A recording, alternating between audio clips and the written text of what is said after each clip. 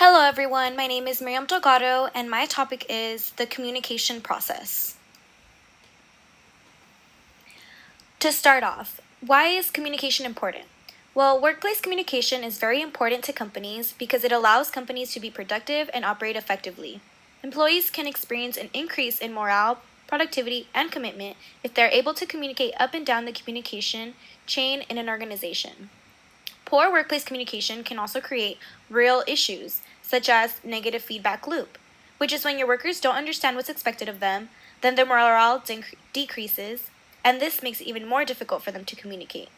It can also create other issues, such as the creation of uncertainty, lack of collaboration and poor teamwork, miscommunication on deadlines and work processes, gossiping, etc. So, how does the communication process work? Research on the communication process has shown that there are three main factors: source factors, which are characteristics of the sender; channel factors, which are characteristics of the vehicle. In other words, is a message sent verbally, face-to-face, through text, email, etc.; and audience factors, which are the characteristics of the receiver, also known as the listener. There are three different types of flow of communication in the work settings. The first is downward communication, which is when a message is sent from superiors to subordinates. For example, when a professor is sending an email to a student.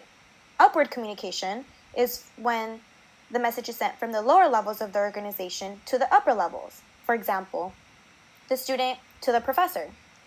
And lateral communication is when it flows between people who are at the same level in the organizational hierarchy. For my term paper and for my real-life work problem, I decided to focus on upward and downward communication. Now, what does the textbook have to say about this issue?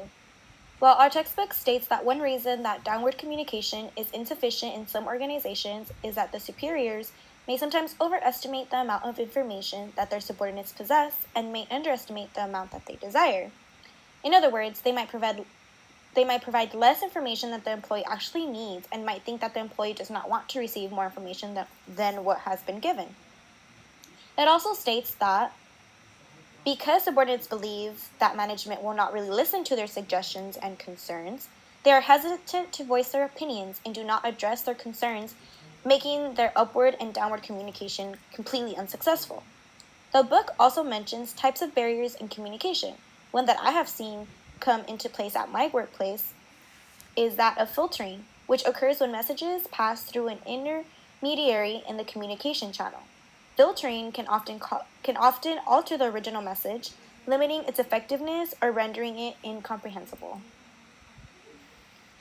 When trying to decide what topic I wanted to do for my paper, I tried to sit down and think back about the experiences I've had at my workplace now. I'm currently a teacher's assistant at the UCI Children's Center. When I was first hired, I really didn't have no particular training. I felt like there was a lack of effective downward communication on what I needed to do. I wasn't sure what tasks needed to be done, and I kind of just seemed to watch others and follow what they were doing, and sometimes I did feel lost and confused. And because of the lack of upward communication, I was afraid to ask for help, and I wasn't really sure who to address for the certain questions I had.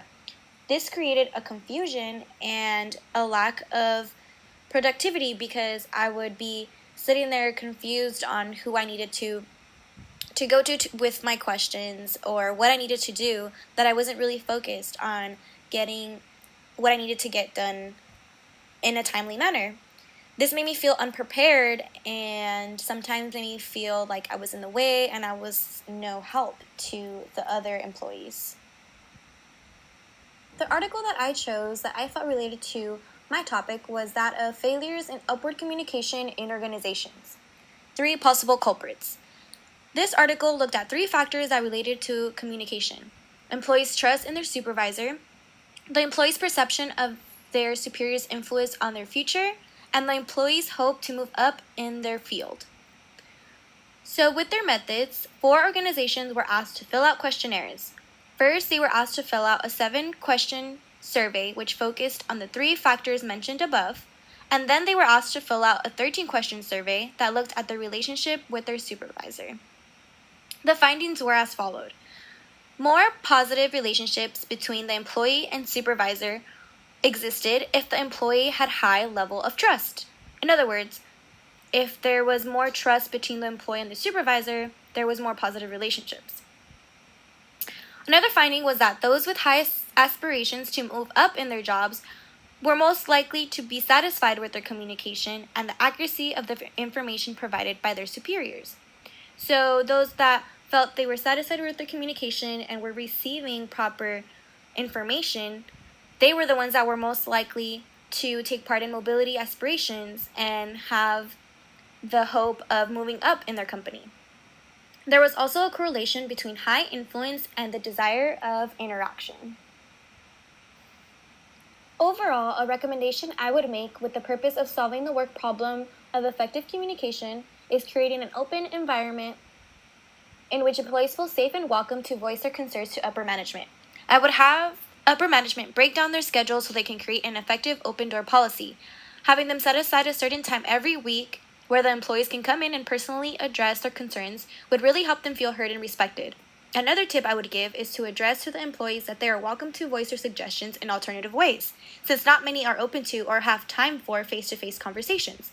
A simple email, written letter, etc., expressing one's concerns can really go a long way.